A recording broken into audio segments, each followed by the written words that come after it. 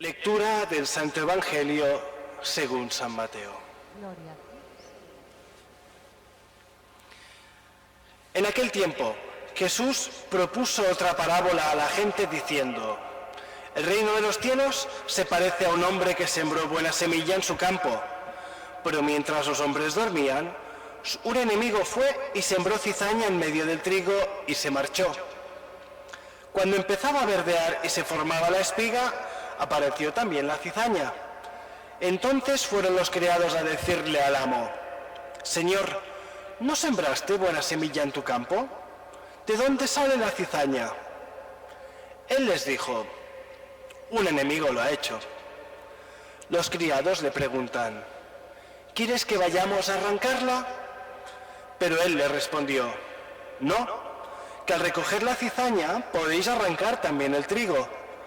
Dejadlos crecer juntos hasta la siega, y cuando llegue la siega diré a los segadores: arrancad primero la cizaña y atadla en gavillas para quemarla, y el trigo almacenadlo en mi granero.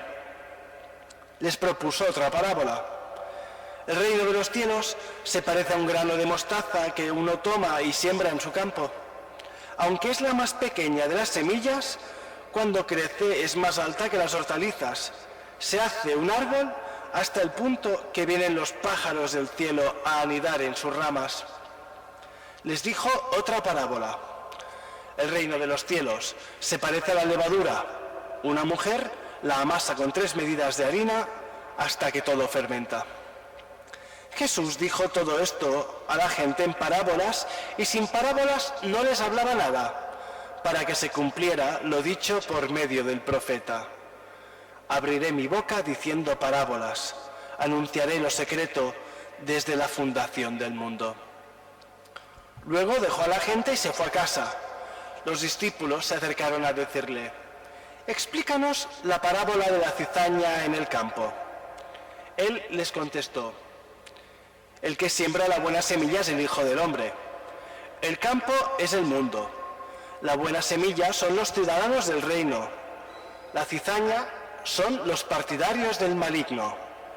El enemigo que la siembra es el diablo. La cosecha es el final de los tiempos, y los segadores son los ángeles. Lo mismo que se arranca la cizaña y se echa al fuego, así será al final de los tiempos. El Hijo del Hombre enviará a sus ángeles y arrancarán de su reino todos los escándalos y a todos los que obran iniquidad, y los arrojarán al horno del fuego. Allí será llanto y rechinar de dientes. Entonces los justos brillarán como el sol en el reino de su Padre. El que tenga oídos, que oiga. Palabra del Señor. Gloria a ti, Señor Jesús. Sentaos, por favor. El Evangelio de hoy sigue con esas imágenes de campo, de agricultura, que ya iniciábamos el domingo pasado. Esta vez quisiera detenerme en la parábola del pan y la levadura.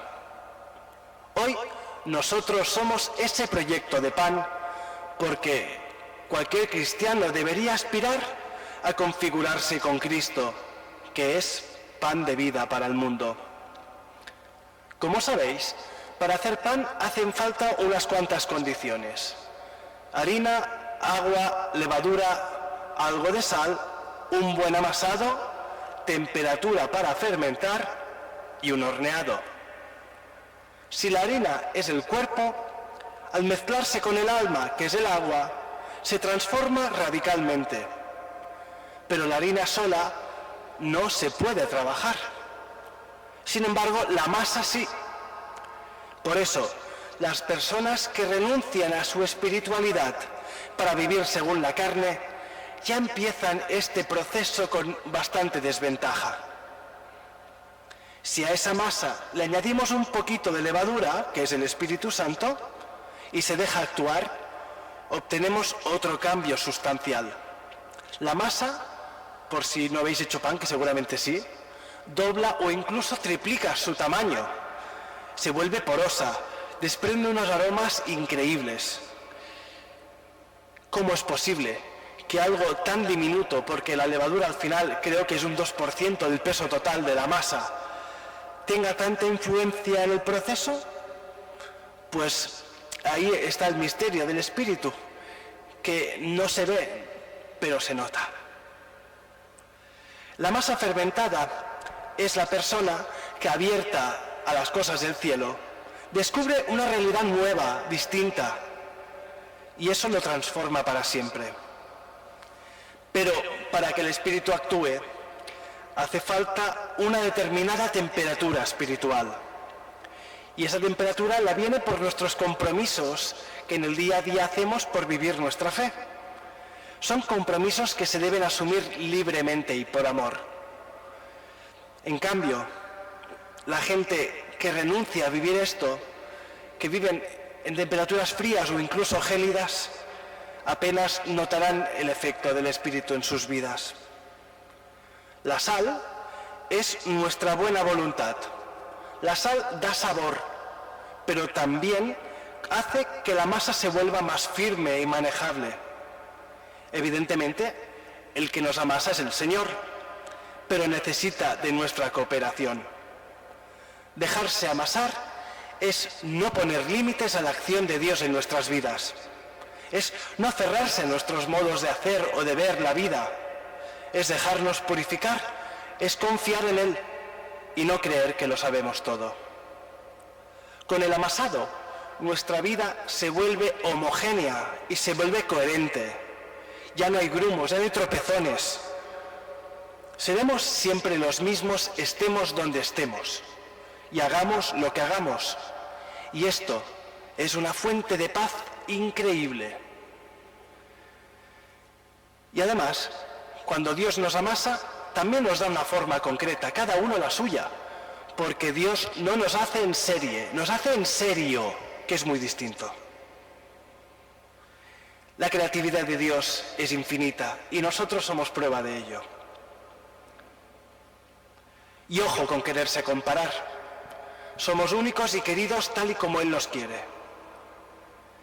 Y tampoco olvidemos que a pesar de que veamos a alguien que le cuesta mucho la vida espiritual, Dios tiene la capacidad de coger cualquier arma, darle un amasado express y convertirla en una masa increíble.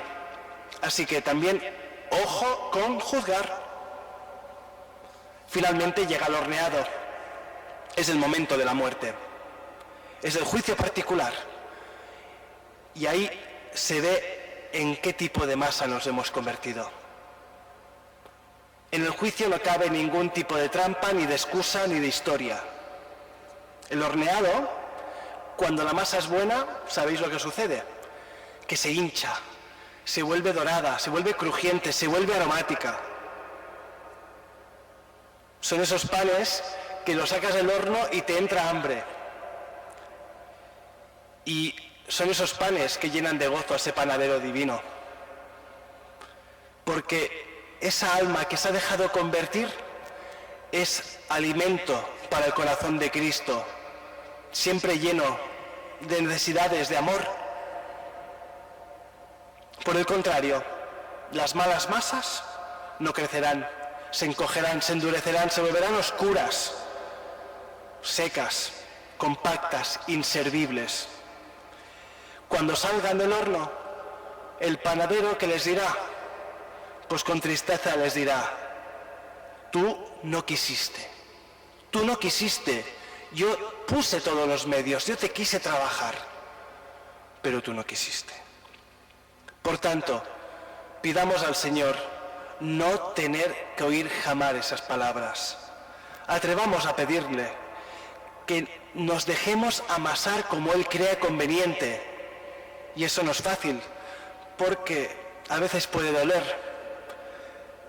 Pero dejemos que Dios cumpla en nosotros esos designios divinos.